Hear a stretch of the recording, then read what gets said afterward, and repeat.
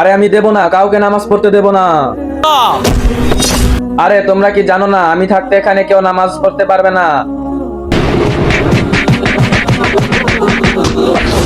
আরে ভাই কোথায় যাচ্ছ, চলো নামাজটা পড়ে আসি। আরে না মৌলানা সাহেব, আপনি মসজিদে নামাজ পড়তে যায়েন না। মসজিদে একটা লোক এসে সবাইকে নামাজ পড়তে দিচ্ছে না, আর ওখানে যারা নামাজ পড়তেছে ওই লোকটা তাদেরকে মারতেছে। ও আচ্ছা এই ব্যাপার, আমি বিষয়টা এখনই দেখতেছি।